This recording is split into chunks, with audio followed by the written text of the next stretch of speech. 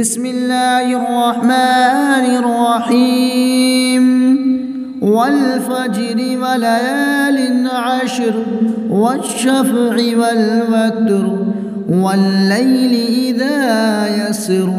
هل في ذلك قسم لذي حجر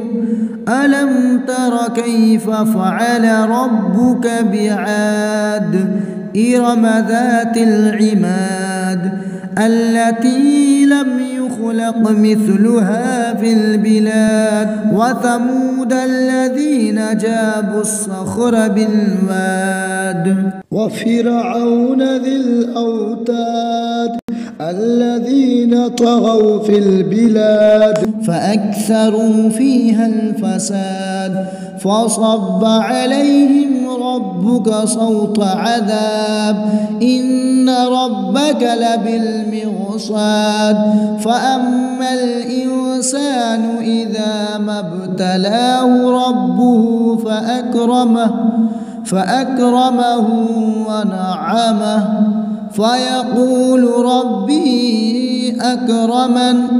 وأما إذا ما ابتلاه فقدر عليه رزقه فيقول ربي أهانن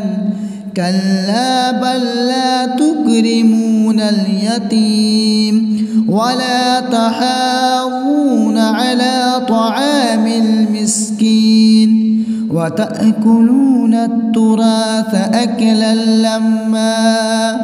وتحبون المال حبا جما كلا إذا دكت الأرض دكا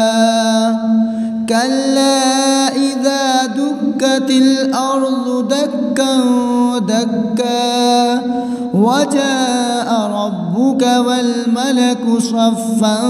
صفا وجيء يومئذ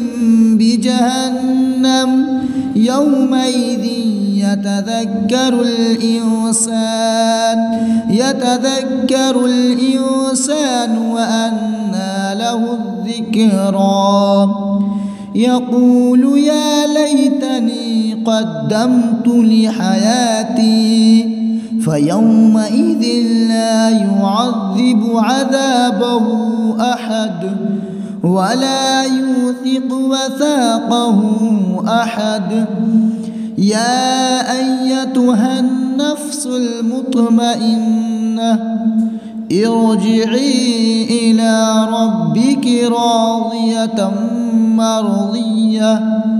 فادخلي في عبادي وادخلي جنتي.